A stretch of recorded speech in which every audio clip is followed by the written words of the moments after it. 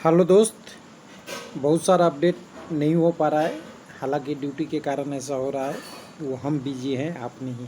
तो यहाँ RRB NTPC से एक अपडेट आया है। आज सैटरडे है, थोड़ा सा टाइम मिल गया और रात के 9 बज रहे हैं, फिर भी आपके लिए थोड़ी सी हेल्प। आरआरबी एनटीपीसी में ऑफिशियल क्वेश्चन आंसर आ गया है, जिसको नोटिस भी कर सकते हैं और आपका जवाब भी आ चुका है। तो ये अलग अलग क्वेश्चन का सारा कंडीशन इन्होंने दे दिया है, एक एक करके देखिएगा। तो ये वेबसाइट पे आ चुका है, जिसका आपका सीबीटी एग्ज़ाम कब का डाउनलोड होगा, किस वेबसाइट पे डाउनलोड होगा, उसको दिया है। मॉडिफिकेशन लिंक नहीं मिलेगा, ये भी बता दिया है, क्योंकि इसका कारण भी आपको साथ में दिखाएंगे। और फॉर्म रिजेक्ट क्यों हुआ, ये भी हुआ है। तो हालांकि ये सारी चीज़ें मैंने पहले ही बता दिया था कि मॉडिफिकेशन लिंक में थोड़ी सी प्रॉब्लम थी कि देगा या नहीं देगा। ऐसे दे देना चाहिए एक बार स्टूडेंट को, जिससे उससे भलाई हो जाए। अगर किसी के फ़ोटो के कारण से, किसी के सिग्नेचर के कारण से हो तो ये दे देना चाहिए था। हालांकि रेलवे ने मना कर दिया है, नहीं देने की बात किया है। मैंने पहले देने की बात कहा था। फॉर्म रिजेक्ट क्यों हुआ उसके बारे में भी पहले डिस्कस हो चुका है कि आप मल्टीपल जगह से एक ही आधार नंबर या मोबाइल नंबर से कई जगह करते हैं तो उसके कारण से भी रिजेक्ट हो जाता है। वो भी इशू इन्होंने ऑफिशियल दे दिया है। तो इसको कहाँ देख सकते हैं? वेबसाइट पे ही देख सकते हैं। तो अभी चंडीगढ़ की वेबसाइट पे हैं, तो यहाँ 26/9/2020 की डेट में देखेंगे तो हेल्प डेस्क यहाँ क्लियर कर दिया है और ग्रीवांस रिजेक्टेड एप्लीकेशन एनटीपीसी के है।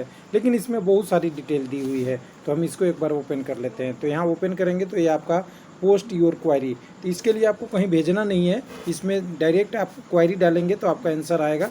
तो पहला है कि आपका my photo signature seem to be not valid, why application is request करते हैं।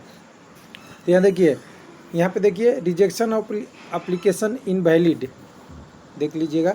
Photo and signature is not as a specification. कुछ लोग कहते हैं, मुझसे सवाल पूछा गया है इसलिए मैं बता रहा हूँ कि मैंने एक ही फ़ोटो एनटीपीसी और ग्रुप, ध्यान से पढ़िएगा थोड़ा, ग्रुप डी में लगाया था। ग्रुप डी में रिजेक्ट हो गया और एनटीपीसी में एक्सेप्ट हो गया। ऐसा क्यों?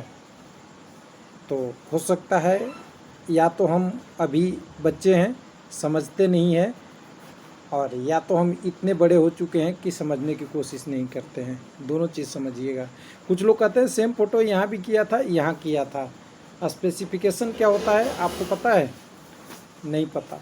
सेम फ़ोटो हो सकती है, ध्यान दीजिएगा, मैं आपको बता देता हूँ एक बार, कभी फ्यूचर में आपका काम आ जाए।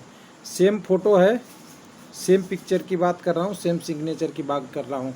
लेकिन अगर आप पीसी बाई पीसी उस फ़ोटो को अलग अलग तरीके से आप अपलोड करते हैं तो क्या होता है, कभी वो 50 KB का फाइल बन जाता है, कभी 60 KB का बन जाता है, कभी 300 KB का भी बन जाता है। और स्पेसिफिकेशन में आप देखते होंगे कि उसकी एक लिमिट होती है, उसकी साइज भी लिमिट होती है। 4x4 की रखनी है, 3x3 की रखनी है, जो भी रखनी है वो भी साइज़ चेंज हो जाता है। यानी आपने ग्रुप डी में किया होगा वो साइज़ कुछ और होगा, एनटीपीसी में कुछ और होगा। सेम फ़ोटो एक्सेप्ट और रिजेक्ट होने के कारण हो सकते हैं।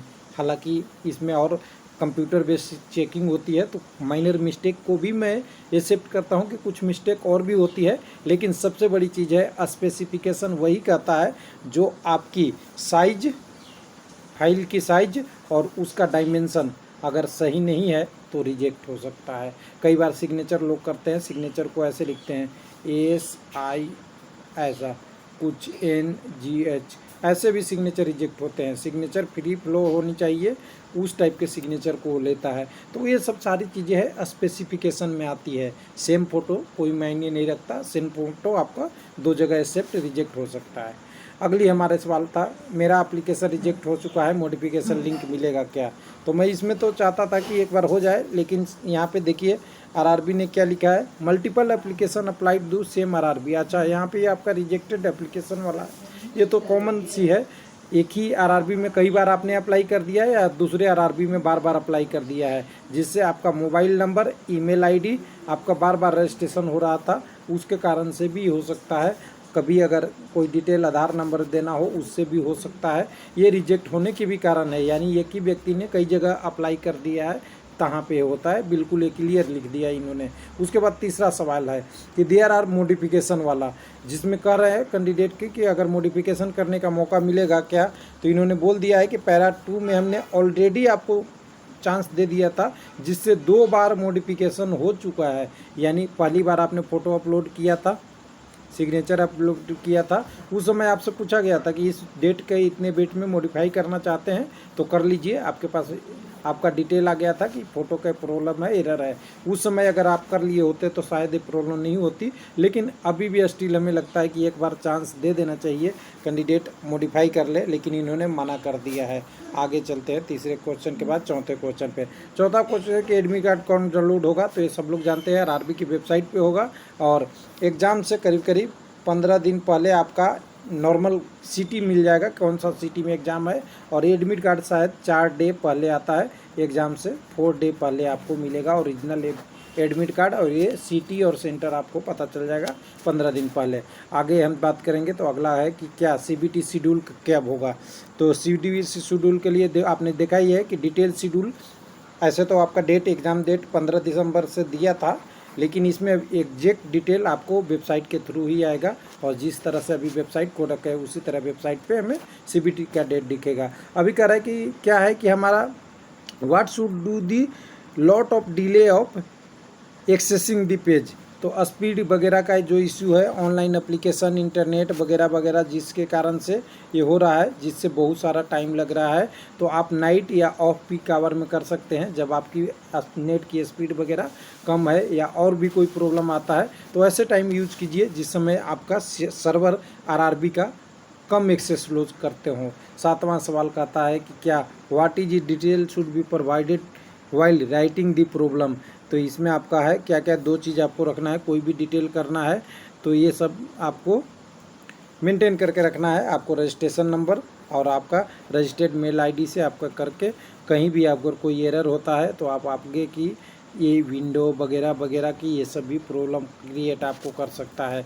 लेकिन अगर आपको कहीं भी मेल डालते हैं, कोई भी डिटेल डालते हैं, तो ये दोनों चीज़ें आपको इंटर करना है। कहीं आंसर के लिए आपको जवाब चाहिए या उसके रिगार्डिंग। अगला क्वेश्चन सिंपल सी है कि अदर है तो क्या होगा। तो अदर में तो बहुत सारी चीज़ हो सकती है, जिसको आपको लिख के यहाँ सेलेक्ट करके क्वायरी अदर में आपको इस वाली कोई भी क्वायरी सेलेक्ट कर लीजिए। अदर है, यहाँ पे आरआरबी का जोन नाम लिख के अपना डिटेल, जैसे मैं यहाँ मान ली कि अहमदाबाद करना है तो अहमदाबाद सेलेक्ट कर लिया। उसके बाद आपका स्टेज ऑफ क्वायरी है, तो आप देख सकते हैं एप्लीकेशन स्टेटस अभी चल रहा है, इसीलिए अब यहाँ पे अपना क्या लिखेंगे, जो अपने मेल आईडी और रजिस्ट्रेशन नंबर की बात क्वेश्चन नंबर 7 में किए थे। यहाँ पे अपना मेल आईडी, ईमेल आईडी, यहाँ पे आपका रजिस्ट्रेशन आईडी, अपना नेम, और इसमें आप क्वायरी अपने से लिख सकते हैं, क्वेश्चन अपने से लिख सकते हैं। ऐसा नहीं कि जो आरआरबी ने पहले 6 क्वेश्चन दिया है मोस्ट प्रोबेबली वही होता है, लेकिन उसके अलावा भी अपनी क्वायरी करके यहाँ से आप सबमिट बटन पे कर सकते हैं, जिससे ये आपके आरआरबी के पास चला जाएगा। तो ये दोनों डिटेल ज़रूर भरिएगा। हालांकि ये जब भरेंगे नहीं, सब में हाईलाइटेड मार्क है, तो ये आगे जाएगा नहीं, फॉरवर्ड नहीं होगा, इसलिए इसको करके आप सबमिट कर सकते हैं। तो ये था थोड़ा सा अपडेट, जो कैंडिडेट अपनी क्वायरी रेज कर सकता है, मॉडिफिकेशन के लिए कर सकता है, लेकिन मॉडिफिकेशन का लिंक नहीं मर सकता, इसलिए आप क्वायरी करें। अगर क्वायरी करते हैं तो हो सकता है मॉडिफिकेशन लिंक भी मिल जाए, अगर जेन्युइन सी प्रॉब्लम रहे, लेकिन आरआरबी ने अभी डिनाइड कर दिया है। थैंक यू, धन्यवाद।